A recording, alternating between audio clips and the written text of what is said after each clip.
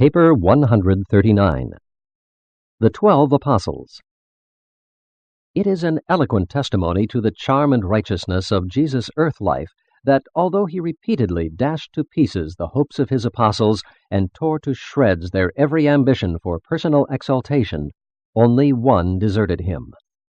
The apostles learned from Jesus about the kingdom of heaven, and Jesus learned much from them about the kingdom of men, human nature as it lives on Urantia and on the other evolutionary worlds of time and space. These 12 men represented many different types of human temperament, and they had not been made alike by schooling. Many of these Galilean fishermen carried heavy strains of Gentile blood as a result of the forcible conversion of the Gentile population of Galilee 100 years previously. Do not make the mistake of regarding the apostles as being altogether ignorant and unlearned.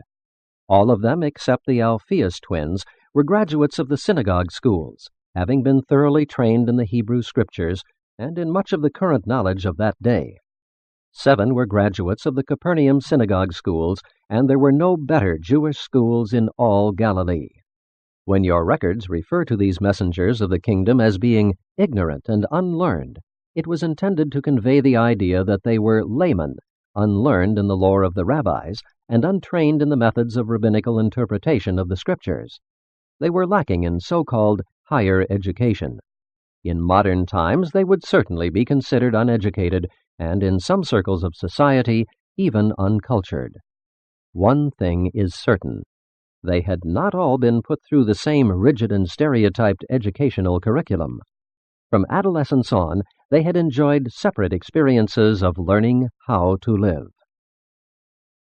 James Zebedee. James, the older of the 2 apostle sons of Zebedee, whom Jesus nicknamed Sons of Thunder, was 30 years old when he became an apostle. He was married, had 4 children, and lived near his parents in the outskirts of Capernaum, Bethsaida. He was a fisherman, plying his calling in company with his younger brother John and in association with Andrew and Simon. James and his brother John enjoyed the advantage of having known Jesus longer than any of the other apostles.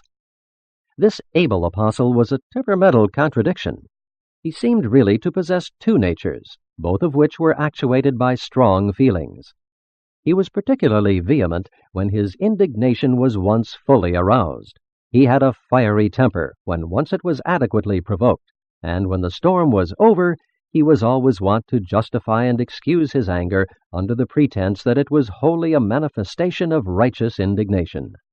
Except for these periodic upheavals of wrath, James's personality was much like that of Andrew. He did not have Andrew's discretion or insight into human nature, but he was a much better public speaker.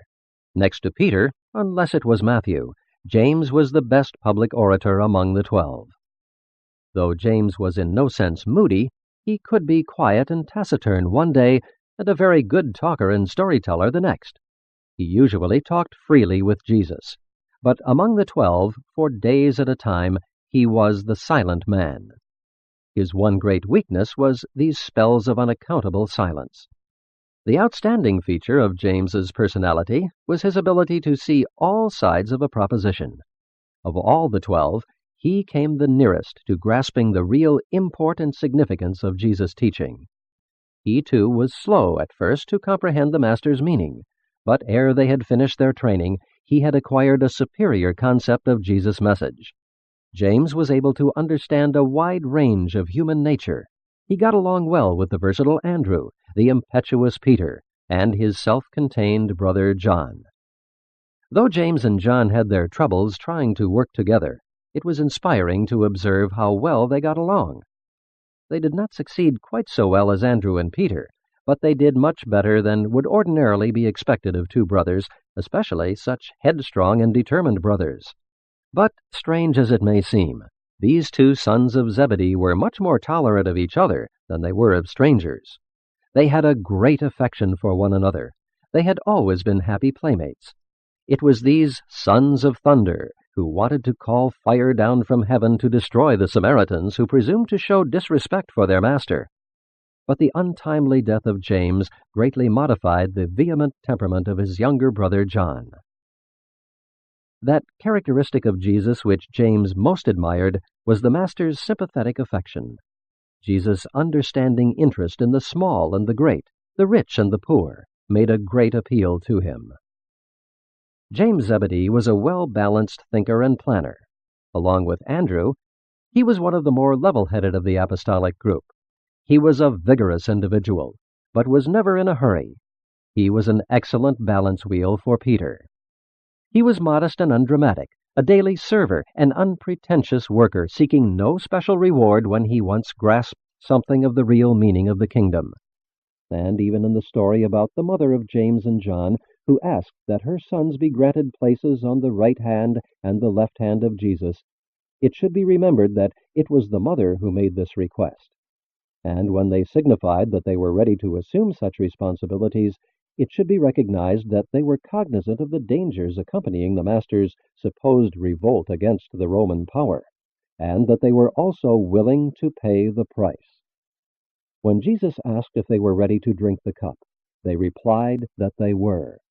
And as concerns James, it was literally true. He did drink the cup with the Master, seeing that he was the first of the apostles to experience martyrdom, being early put to death with the sword by Herod Agrippa. James was thus the first of the 12 to sacrifice his life upon the new battle line of the kingdom. Herod Agrippa feared James above all the other apostles. He was indeed often quiet and silent, but he was brave and determined when his convictions were aroused and challenged. James lived his life to the full, and when the end came, he bore himself with such grace and fortitude that even his accuser and informer, who attended his trial and execution, was so touched that he rushed away from the scene of James's death to join himself to the disciples of Jesus.